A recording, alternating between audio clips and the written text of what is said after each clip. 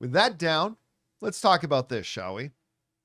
Well, the finale of the first, in a way, we call it a soft launch, of the soft launch of the new DCU, Creature Commandos, has just aired. I was one of these guys where I watched the first 2 episodes and I'm like, they're all right. And then I never got caught back up. I fell behind like 4 or 5 episodes after that. And then a lot of you guys are like, John, it just keeps getting better and better and better. So I finally got all caught up. And then yesterday I watched the finale of the season. So I thought I'd take a minute here to talk about the things that I thought were quite good and the things that I didn't think worked quite as well. So let me talk about things that I thought worked really well. I didn't know how I felt about it at first, but the fact that every episode was a backstory for each character of the show. Other than Flag, actually, like pretty much everybody else other than Flag. And I got to tell you, I really liked it. The GI Robot background story was great. The Bride's background story was great. Particularly Weasels. The Weasel episode broke me. I mean, that seriously broke me. And in a way that I didn't think this stupid character could at all. And that episode broke me. And then the last episode, what was her name? Nina? I think the Aqua Girl. I think her name was Nina. Nina's backstory and the culmination of her story, also really moving, really powerful, really nice. The background story of all the individual characters, I think, was the strongest aspect to the series as a whole. I really did. I thought it was great. Another thing that I loved a lot was, this is more of a modern thing. Creature Commandos is not the first one to do it, but it was so bloody violent. I mean, with shows like The Boys and Invincible and stuff like that, it's not new. Yeah, we've already kind of seen it. Yeah, we've seen it. It's not new, but it fit perfectly. Yeah. Right? It fit perfectly. Especially when the bride is involved, oddly enough. Oh, yeah. A lot of body gore. When the bride is involved, a lot. And you know what's also really neat? The thing that I liked about their treatment of each individual character, they never try to paint them as heroes. Other than Nina. Yeah. I mean, like, even when you go back and you look at Dr. Phosphorus's background story, like, what a tragedy. But then he becomes a murderous dick. Like, he killed children. So there's James Gunn is not afraid to live in the gray, right? He's not afraid to live in the gray, which I thought was really interesting. And like, even GI Robot, where is friend Nina? I would very much like to kill more Nazis with her. Right. So that whole handling of characters, and really at the end of it, the best thing about stories and the best movies are when they're about great characters. And they did such a wonderful job with that, and I thought it was great. Another thing that I ended up loving, and I didn't think I would after the first 2 episodes, the music. I ended up loving the music. Like in the first episode or 2, because I don't know the name of the band that they used. Bordello. Is that what the name of it is? Gogol that Bordello. very gypsy-like kind of music. At first, I didn't know if it was hidden with me, but then it just fit so well with the show that every time they would play one of the songs, I would literally turn on the subtitles so I could read the lyrics of the songs. Because I just found it actually ended up really great. I love the finale. It's, I mean, to a degree. I won't, for those of you who haven't watched it yet, I won't say the ultimate ending of it, but they did something that I didn't think they would do. And I ended up really liking it. And then they set up season 2 pretty well, or at least seemingly. They didn't set up season 2. They just set the table that here we go. We can have a season 2. Yeah.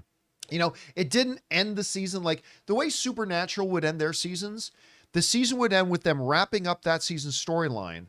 And then like the last 10 or 15 minutes of the final episode of the season, introducing the story for next season. They didn't do that with Creature Commandos. They just ended the story and then just kind of set it up. Well, now we're really ready to go for whatever the next adventure might be. But they didn't set up whatever that next adventure is. And I think that was the right way to do it. I also love David Harbour's Frankenstein. He did a great accent too. He really hid that he was David Harbour. Yeah, and you know what? I didn't think I would like David Harbour's voice as that, and I don't know why.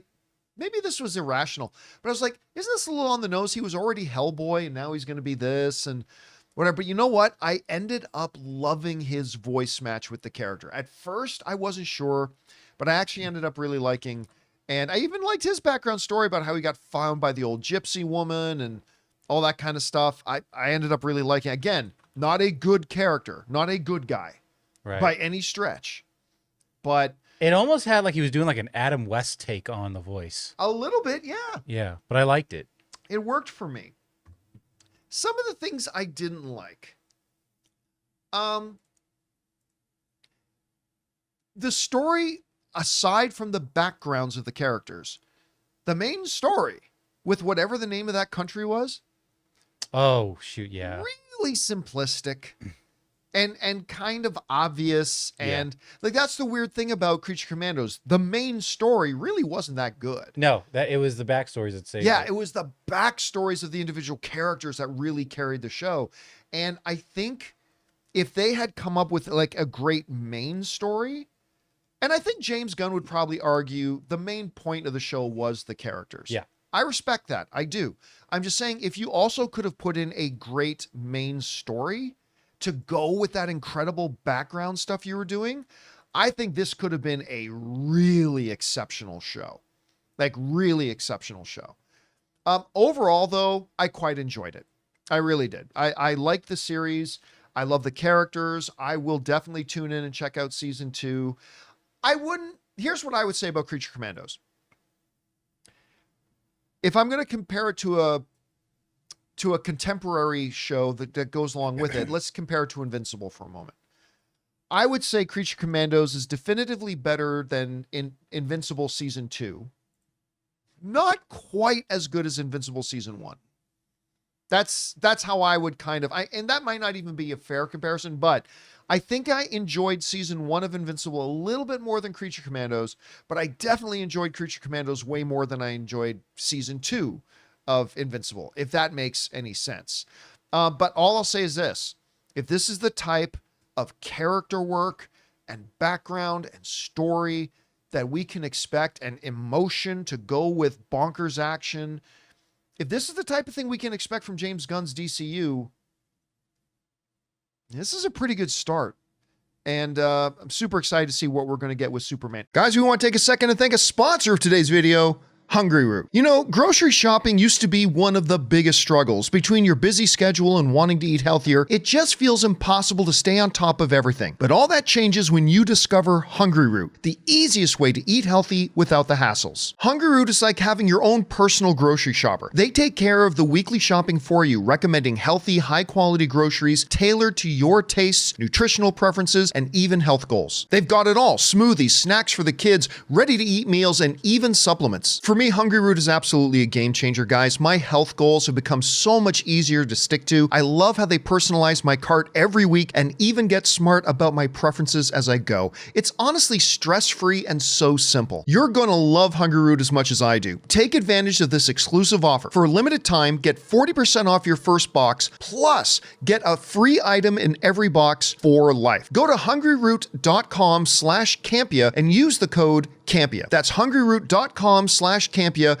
using the code Campea to get 40% off your first box and a free item of your choice for life. hungryroot.com/Campea, code Campea.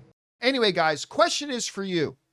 Did you watch Creature Commandos? If so, what did you think about it? How do you think it compares to more contemporary, like superhero animated stuff that's out there?